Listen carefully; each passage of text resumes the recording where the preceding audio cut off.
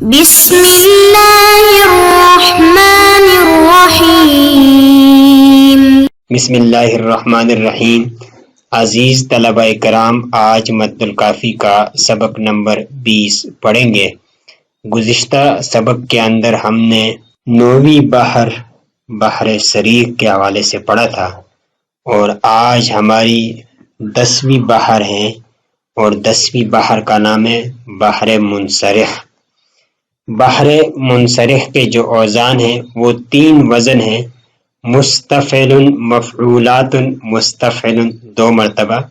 2 مرتبہ کا مطلب یہ ہے کہ پہلے مصرے میں بھی مستفعل، مفعولات، مستفعل ہی استعمال ہوگا، دوسرے مصرے کے اندر بھی مستفعل، مفعولات اور مستفعل ہی استعمال ہوگا۔ اس کے 3 عروض ہیں اور اس کی 4 ضربیں ہیں۔ تفصیل اس کی یہ ہے کہ پہلی عروض صحیح ہے اور اس کی ضرب طئی ہے، اور اسی طریقے سے دوسری عروض موقوفہ منحوکہ ہے اور اس کی ضرب بھی موقوفہ منحوکہ ہی ہے، اور تیسری عروض مکشوفہ منحوکہ ہے، ضرب بھی اس کی مکشوفہ منحوکہ ہے۔ عروض صحیحہ ضرب اس کی طئی کے بارے میں ہم نے پڑھا تھا زحاف کی اقسام میں، کہ سبب کے چوتھے ساکن کو حذف کرنا اس کو طئی کہتے ہیں، اور صحیح اس کو کہتے ہیں جس کے اندر زحاف اور علت نہیں چلتا ہے، وہ صحیح ہوتا ہے۔ اس پر انہوں نے ایک شعر یہاں پر ذکر کیا ہے، اس کو ہم پڑھتے ہیں۔ شاعر کہتا ہے کہ ان ابن زید لا زال مستعملا للخیر یفشی فی مصرہ العرفا۔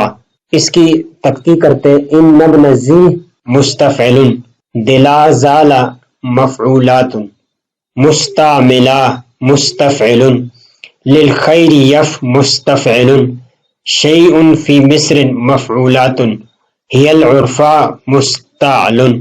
اب یہ جو وزن ہے اس کا عروض یہ مستعملا مستفعل، چونکہ یہ صحیح ہے، اس میں کسی قسم کی کوئی تبدیلی واقع نہیں ہوئی، اور اس کا عروض ہے ہی العرفا، اور اس کے وزن میں مستعلن ہے، تو ہم نے اس کے عروض ضرب کے اندر صرف طئی کرنی ہے۔ تو طئی اس طور پر ہوا کہ مستف میں جو چوتھا حرف فا ہے اور وہ ساکن بھی ہے، تو اس کو حذف کر دیا، تو مستفعل سے مستعلن ہو گیا۔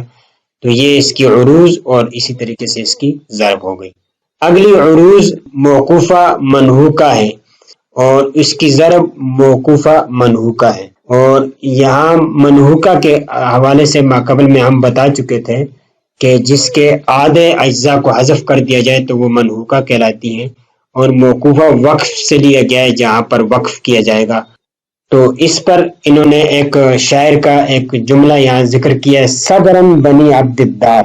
تو اب صبرن بنی مستفعل، عبد الدار مفعولات، تو یہاں پر صبرن بنی عبد الدار، ایک تو اشعار کے آدھے اشعار یعنی حذف کر دیے گئے، آدھے اجزاء حذف کر دیے گئے، پیچھے جو بچ گئے وہ صحیح سالم ہے۔ مستفعل پورا وزن ہے، یہ مفعولات ہے، صرف ہم نے وقف کرنا ہے، مفعولات پڑھیں گے، عبد الدار مفعولات، یہ اس کا وزن اس طریقے سے ہوگا۔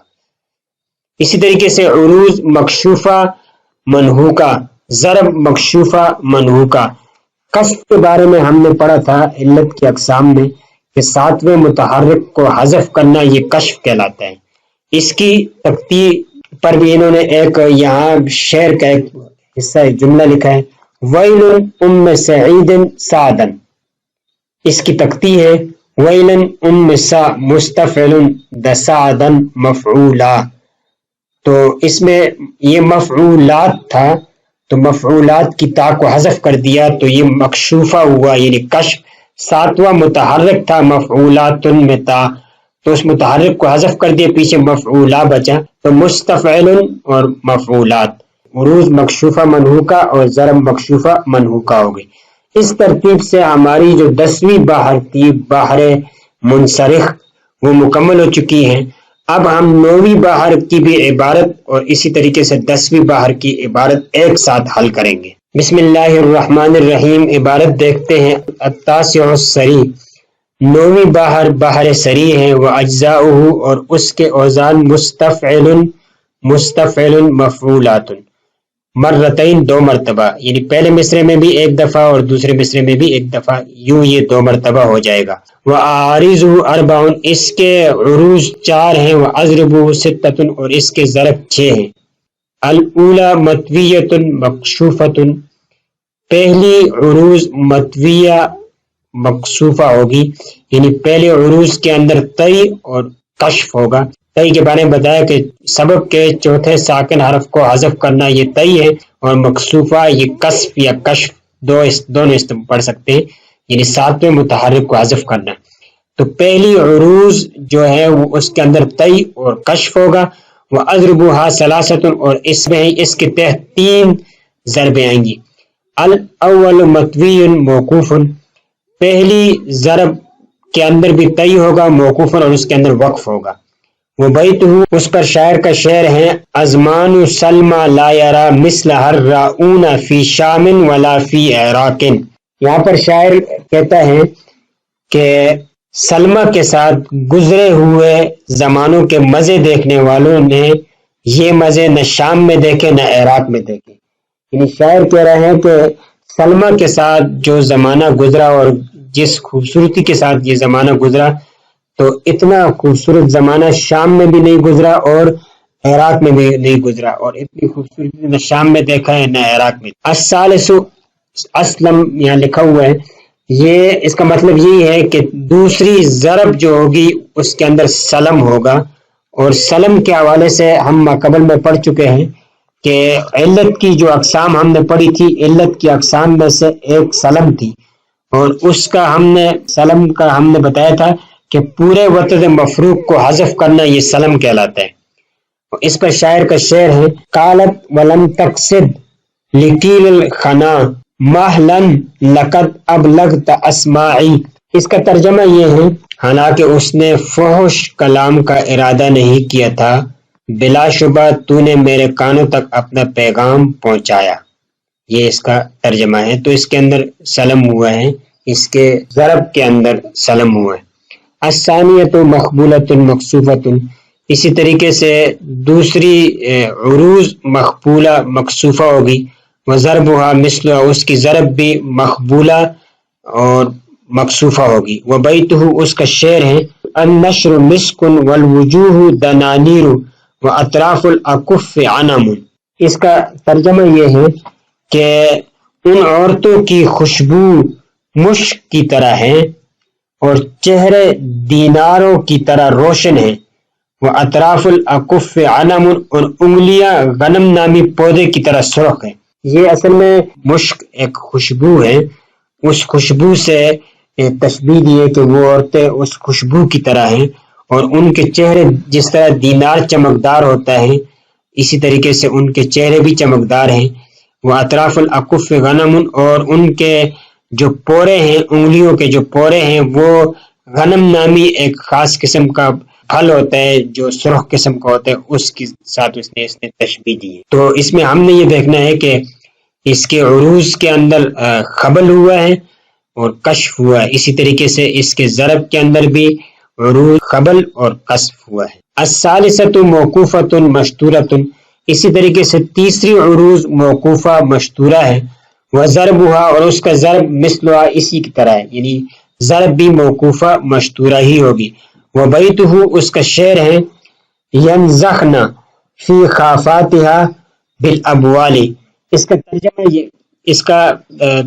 ترجمہ یہ ہے کہ وہ عورتیں اس کے اطراف میں پیشاب چھڑکتی ہیں۔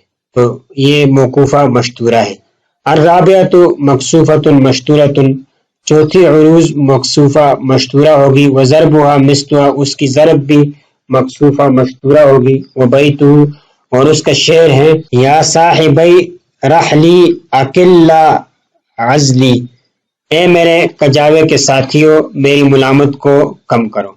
العاشر المنصرح، 10ویں بحر منصرح ہے۔ واجزاؤہ مستفعل مفعولات مستفعل مرتين، اور اس کے اوزان مستفعل مفعولات اور مستفعل مرتين 2 مرتبہ ہیں۔ وَآرِزُ ثلاثۃ، اور اس کے عروض 3 ہیں۔ وَآرِزُهُ ثلاثۃ كَأَضْرِبِهِ، اور اس کے عروض بھی 3 ہیں جس طریقے سے اس کے ضرب 3 ہیں۔ الاولی صحیحۃ و ضربها مطوی، پہلی عروج صحیح ہے، اس کے ضرب کے اندر طئی ہوگا. وہ بیتہ، اور اس کا شعر ہے ان ابن زید لا زال مستعملا للخیر یفشی فی مصرہ العرفا. اس کا ترجمہ یہ ہے کہ بلا شبہ ابن زید اچھائی پھیلانے والا ہے، بھلائی کرنے والا ہے، اور شعر میں اچھائی پھیلانے والا ہے. الثانیۃ موقوفۃ منحوقۃ، اسی طریقے سے دوسری عروج موقوفہ ہوگی، اس کی ضرب بھی موقوفہ منحوقہ ہوگی. وضربها مثلها، ترجمہ یہی ہے. وہ بیتہ، اس کا شعر ہے صبرا بنی عبد الدار، صبر کرے اے بنی عبد الدار. الثالثۃ مکسوفۃ منحوقۃ، تیسری عروج مکسوفہ منحوقہ ہوگی. وضربها مثلها، اس کی ضرب بھی مکسوفہ منحوقہ ہوگی. وہ بیتہ، اس کا شعر ہے ویل ام سعد سعدہ، یعنی ام سعد پر سعد کی وجہ سے ہلاکت ہوئی، تو یہ مکسوفہ ہوئی، منحوقہ ہوئی. تو یہ ہم نے التاسع السری یعنی 9ویں بحر بحر سری، اور اسی طریقے سے 10ویں بحر بحر منصرح کی عبارت پڑھ لی ہے. تو آج کے سبق کے اندر ہم نے 10ویں بحر بحر منصرح کے حوالے سے پڑھا، اور 9ویں بحر بحر سری اور بحر منصرح دونوں کی عبارت بھی کتاب سے حل کر لی ہے. اگلا سبق انشاءاللہ 11ویں بحر کے بارے میں ہوگا. السلام علیکم ورحمۃ اللہ وبرکاتہ.